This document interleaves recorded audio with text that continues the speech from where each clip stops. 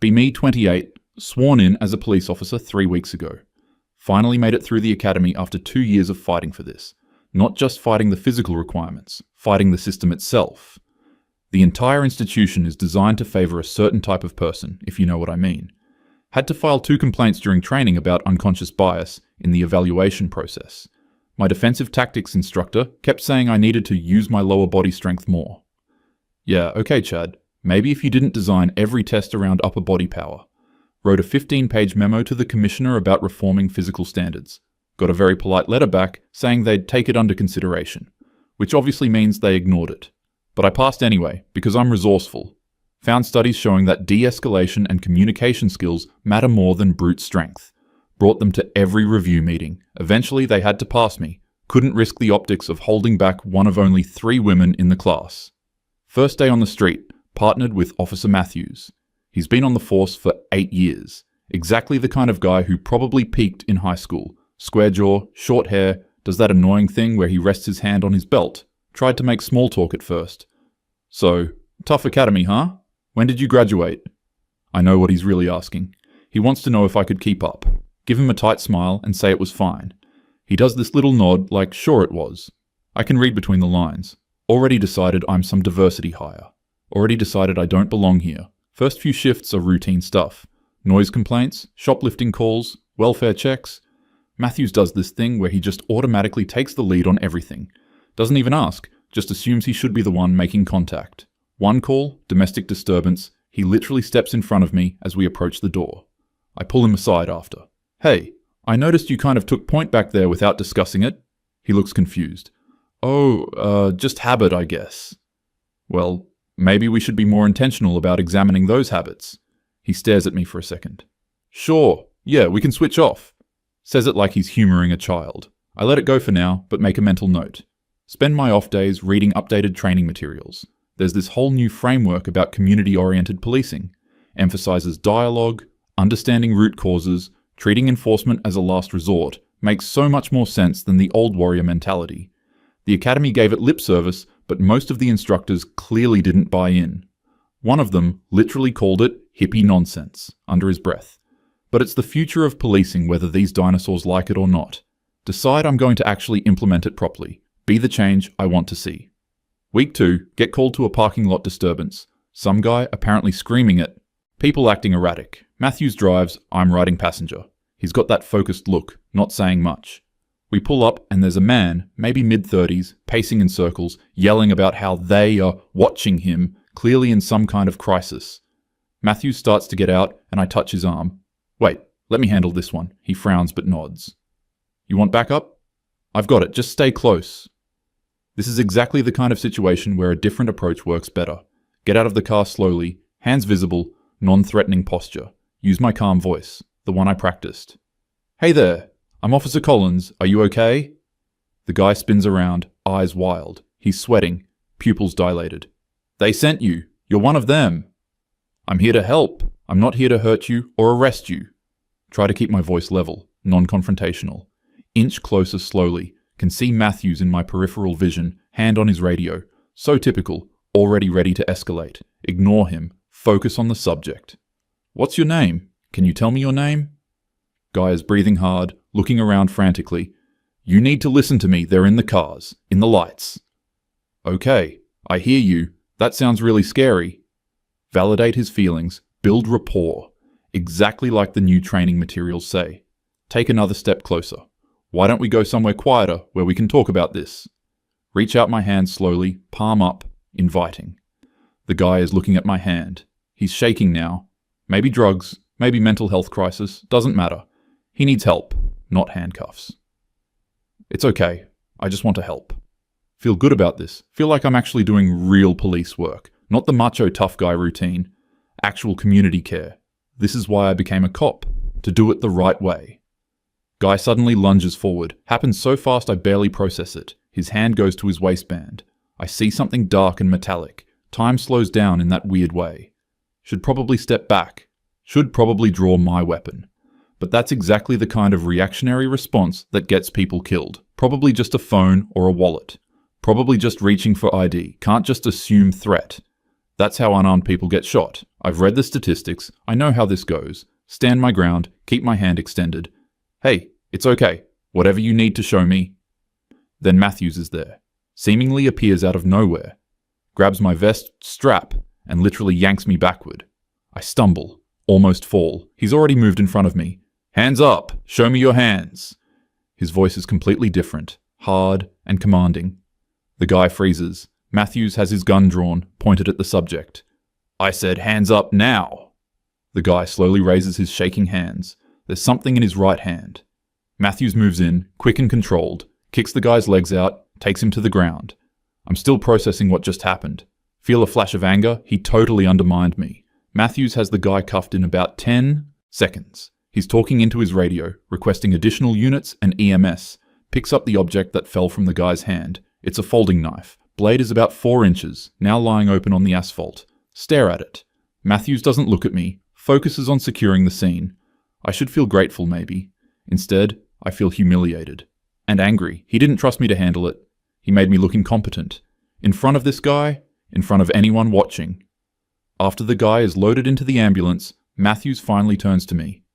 You okay? His voice is careful, neutral. I had it under control. The words come out harder than I intend. He takes a breath. Collins, he had a knife. I could have handled it. Maybe. Or maybe you'd be on the way to the hospital. Right now. He's so condescending. Like he's explaining basic math to someone who can't count. I was building rapport. I was de-escalating. You were about to get stabbed. Clench my jaw. You don't know that. He just looks at me for a long moment. I really hope you're right, and I overreacted. Seriously. Walks back to the car. I stand there feeling like an idiot. But also still angry. He didn't give me a chance. Didn't let me prove I could do it my way. Just assumed I needed saving. Just assumed his way was right. This is exactly the problem with the old guard. They can't imagine any approach but force and dominance. Rest of the shift is tense and quiet. Matthews doesn't bring it up again. I don't either. But it's sitting there, between us. Every call after that, I can feel him watching me. Evaluating me. Waiting for me to screw up. Makes my skin crawl. End of shift, I write up my report of the incident. Describe it as a successful mental health intervention, subject secured without injury. Leave out most of the details about Matthews pulling me back. Frame it as a team effort. Go home and can't sleep. Keep seeing that knife on the ground.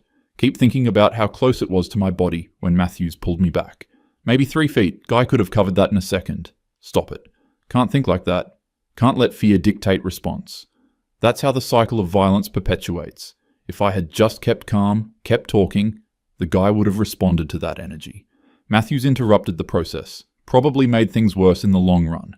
That guy is going to remember cops as aggressive and hostile now, instead of helpful and understanding.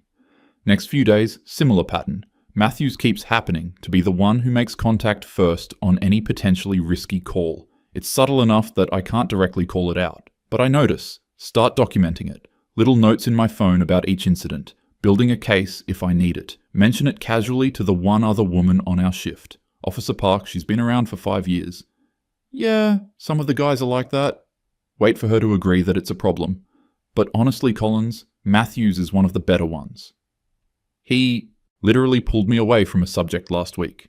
She gives me this look. The one with the knife? Yeah. Maybe he was just watching your 6. She doesn't get it either, or she's been assimilated into the culture. Happens to women in male-dominated fields. Adopt the masculine framework to survive. It's sad, actually. Week 3, night shift. Get a call about a disturbance at a bar downtown. Possible fight, possibly armed subject.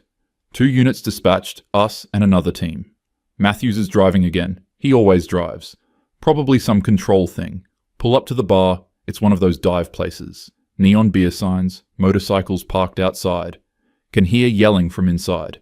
The other unit arrives same time as us. It's Officer Rodriguez and his rookie. Rodriguez does that chin-up nod thing at Matthews. They have a whole wordless communication thing. Probably years of working together in the boys' club. We all head to the entrance. I make sure I'm in front this time. Not going to let Matthews sideline me again. Push through the door first. Inside is chaos. 2 guys are squared up in the middle of the bar. Both big, both drunk. Crowd around them cheering. Bartender looks stressed. One of the guys, bald with tattoos up his neck, throws a punch. Connects with the other guy's jaw. The other guy, wearing a leather vest, stumbles back into a table. Bottles crash to the floor. Okay, this is it. This is where I prove myself. Use my command voice. Police! Break it up! Some people in the crowd turn and look. The fighters don't stop. Bald guy is on top of vest guy now, throwing punches. I move toward them, feel Matthews close behind me, too close, probably ready to jump in front of me again. Not this time. I get to the fighters and grab Bald guy's shoulder. I said, break it up! He spins around. His eyes are unfocused, drunk, and angry. He's maybe 6'2", easily over 200 pounds. For just a second, I feel how much bigger he is than me. Shake it off. Size doesn't matter if you're smart about it. Get off me. He tries to shake my hand off his shoulder. I maintain my grip, use my stern voice. You need to calm down right now. I said get off. He shoves me. Not hard enough to knock me down, but I stumble back a step. The crowd gets louder. Feel that hot flash of adrenaline. Also, embarrassment. Can sense Matthews moving closer. No. I've got this. Key is to not escalate. Stay calm. Redirect his energy. Sir, I understand you're upset, but you need to. He shoves me again, harder this time. I actually stumble back into a chair. Catch myself on a table. He's advancing on me now, pointing his finger in my face. You don't understand shit. His breath smells like whiskey and cigarettes. He's way too close. In my personal space. Should probably create distance. Should probably call for Matthews. But that would be admitting I can't handle it. Stand my ground. Sir, last warning. You need to back up.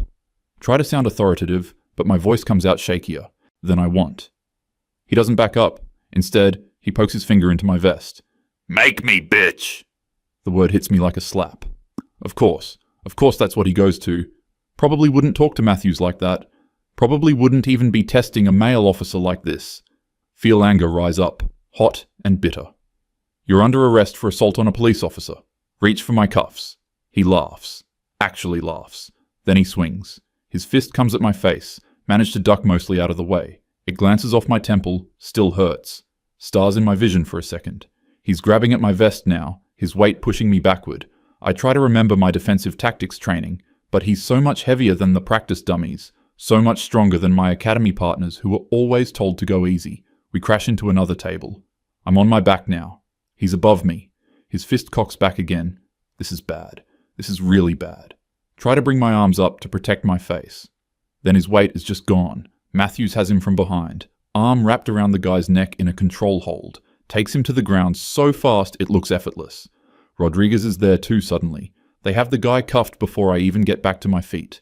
The whole bar has gone quiet. Everyone is staring. At me. On the ground. Needing to be rescued. Again. Matthews appears in front of me. Offers his hand. I don't want to take it. But getting up on my own while everyone watches feels worse. Let him help me up. You hurt? Shake my head, even though my temple is throbbing. I'm fine. He's looking at me with this expression. Not quite pity, not quite frustration. Something worse. Concern, maybe. Like I'm a liability. Rodriguez has the bald guy secured, walking him out. His rookie is dealing with vest guy, who gave up immediately. Probably would have fought harder if Matthews had grabbed him first. Probably the size difference. Nothing to do with actual skill or technique. The bartender comes over. Thank you, officers. Jesus. I'm sorry about that. He's talking to Matthews, not me. Doesn't even look at me. I'm invisible now. Just the girl who got knocked down. Back at the car, Matthews doesn't say anything for a while. Finally, you should get that looked at. Touch my temple. There's a lump forming. It's fine. Collins? I said it's fine. Silence. He starts the car. I stare out the window. My hands are shaking a little. Hide them under my thighs so he won't see.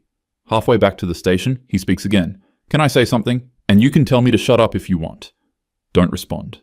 He takes that as permission. I think maybe you're trying to prove something.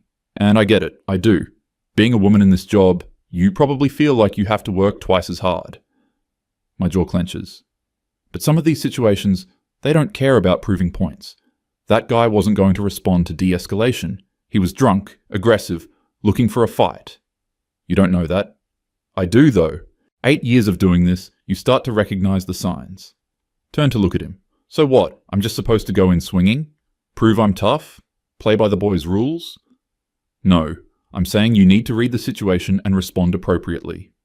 That's what I was trying to do. By letting him shove you twice before reacting? Heat rises to my face. I was giving him a chance to comply. You were giving him a chance to hurt you. Want to argue? Want to explain that the whole system is based on escalation and dominance, that someone has to break the cycle, that if we just keep meeting force with force, nothing ever changes. But I'm tired, and my head hurts, and my hands won't stop shaking. Just forget it, he sighs. Collins, for what it's worth, I don't think you're weak or incompetent or whatever you think. Think I think. Could have fooled me. I think you're idealistic, and that's not terrible, but idealism can get you killed on this job. Don't answer. Rest of the drive is silent. Get back to the station. Write up my report. Describe the incident accurately this time. Subject became violent. Had to be subdued by assisting officers. Reading it makes me feel small. Makes me feel like a failure. Think about my academy graduation. How proud I was. How I was going to change things from the inside. Be the kind of cop that actually helps people. Now I'm just another cop who needed backup. Another officer who can't handle themselves. Worse, another woman proving the skeptics right. End of shift. Matthews stops me in the parking lot. Hey, you okay to drive home? Yeah. Why wouldn't I be? He hesitates. Just checking. Starts to walk away, then turns back. You know, my second week on the job, I got my ass handed to me by a guy half my size. Crackhead with superhuman strength. Took 3 of us to get him in cuffs. I went home that night and seriously thought about quitting. Wait for the point. But my training officer told me something. He said this job isn't about being the toughest or the strongest. It's about being smart enough to know when you need help, and not being too proud to ask for it. He shrugs. Just something to think about. Walks to his car, sit in mine for a while, look at myself in the rear-view mirror. There's a bruise forming on my temple, purple and ugly. Going to be hard to hide tomorrow. Everyone will see it. Everyone will know. The girl cop who couldn't handle a drunk. Probably exactly what they expected. Think about Matthew's story. Probably made it up to make me feel better. Condescending, really, pretending he ever struggled like this. Pretending he knows what it's like. Drive home. Roommate asks what happened to my head. Just work. She knows not to push. Go to my room and sit on my bed. Think about filing a complaint. About Matthews being overbearing, not giving me space to do my job. About the systemic issues that make it impossible for women to succeed in this field. About how the entire structure needs reform. Start drafting an email to the sergeant in my head, getting pretty detailed, building a solid case. Then I remember the knife on the ground, 4 inches of steel that could have gone in my ribs. Remember the guy's fist coming at my face. How heavy he was when he had me on the ground. How easily he could have done real damage. Shake my head. I'm thinking about it wrong. Looking at it through their framework. Letting their fear-based mentality contaminate my perspective. If I had just maintained better control of the situation. If I'd been more assertive sooner. If Matthews hadn't been hovering, making me self-conscious. It would have gone differently. Yeah, that's it. The problem isn't my approach. The problem is, I'm not being allowed to fully implement it. Matthews keeps interfering at crucial moments, preventing me from seeing it through. Next time, I'll make sure he stays back. Make it clear I need space to work. Set better boundaries. That's the real issue here. Boundaries. Lie back on my bed, close my eyes. My head throbs. My pride throbs worse. Think about tomorrow's shift. About facing everyone who probably heard what happened. About the looks I'll get. About Matthew's careful concern. About proving I belong. Fall asleep telling myself I'll do better. I'll show them. I'll prove the approach works if they just let me use it. I'm right about this. I know I'm right. The fact that it hasn't worked yet doesn't mean it won't. Just means I need to try harder. Be smarter. Not let them psych me out. Not let their old school tactics become my tactics. Stay true to my principles. That's what matters. Drift off with my phone in my hand. Last thought before sleep. Maybe I should document all of this. Maybe this would make a good complaint to the commissioner. Show the barriers women face. The way partners undermine instead of support. The structural problems. Yeah. Definitely going to write that up. Definitely going to make them listen. Someday.